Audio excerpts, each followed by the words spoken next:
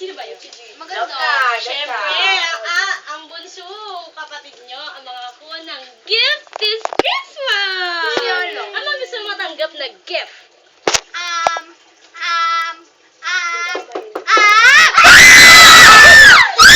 Sino yung kasama mo? Ang meral ko, bill nyo. Nabilang ba ang pimples ko? No, of course. Alam ba kung gano'ng karami to? Hindi. Ganyan din karami ang buwan na hindi kayo nagbabayad ng kuryente nyo. Marami yan. Maling yung bill. Pang 8 bill nyo na yan. Bayad-bayad din Ba't pag ano may ba yung time. pimples ko? Oh my God! Oh my God! Oh my God! Ano? Mawawalan tayo ng kuryente. I can't believe it! Are we good? Ano na kami, Aliyah nyo? Nawawala! Aliyah! Yung ate nyo! Naku, anak. Napakainit talaga dito sa Pinas. Lahat ngayon, naputulan na naman tayo ng kuryente. Gusto ba naman? Paano ba naman yan? Paano yung gift ko? Walang bibili. Tapos, yung kuryente di nyo pa nababayaran. Paano nyo ma-afford yung gift na gusto ko? Pasensya na nga, anak. Alam ko Ayoko. naman, kailangan mo ng gift, di ba? Eh kasi yung batugan mong tatay, ay magbigay sa akin ng pera. Imbis na pera, inuwi babae! Ano mag-init ang ulo mo dyan? Puro yung nila. Ano yan? Taas sa labas kayo. At sumaya kami sa loob. Malamang, naputulan lang naman tayo ng kuryente. Tulong buwan tayo, hindi nakabayad sa perahan ko. Problema ba yan? Edi mag-jumper tayo. Isa naman tayo kukuha ng jumper dito sa Pinas. Mama! May sagot na ako sa problema Ano naman? Si Aling Bebang. Yung ano yung ilong dun? Jumper siya, makikabit tayo dun. Ay, tama yun, anak. Wala ka talaga sa nanay mo. Very good, very good, very good. Knock, knock. Tao dyan. Kami na. Ang galing Kailangan nyo. family. Ano ba? Alam mo naman yan, di ba? Problema nyo. So, ano ngayon? Alam naman namin na... Esther. Jumper ka, kaya... May gisaksa kami sa'yo. Ayoko mo. Ay, anak. Pakihara pa lang. Alam mo, may solution tayo din.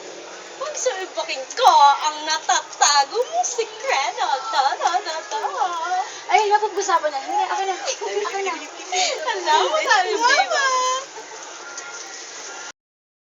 Yes!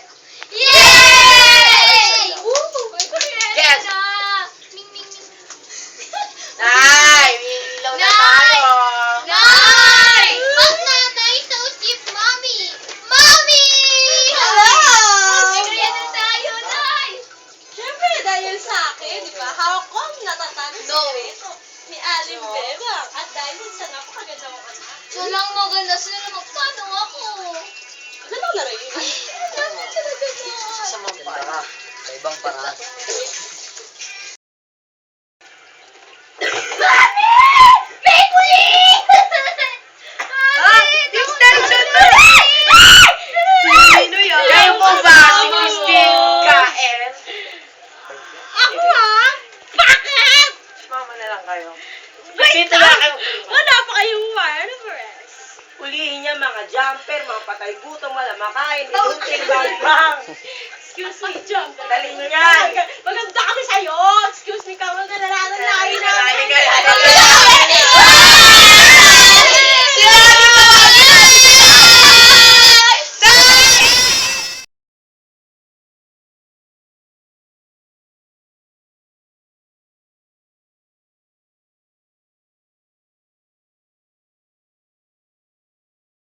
Bakit nga ba nagja-jumper ang mga tao ngayon? Magandang umaga sa inyo lahat.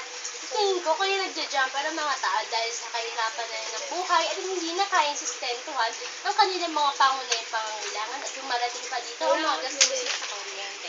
Kaya iniisipan na mag-jumper, sa tingin ko rin dahil mas ginugusto nila na huwag na magbayad at ilaan na lamang kanilang mga pera sa kanilang mga gustong, mga bagay o kahit ano pa man.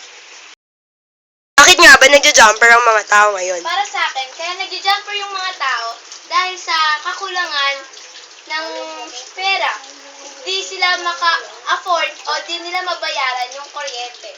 Di nila i-distribute ng maayos yung budget nila. Kaya naiipon yung bayarin. So, puputulan sila tapos hahanap sila ng paraan. At ang paraang yun ay maki-jumper.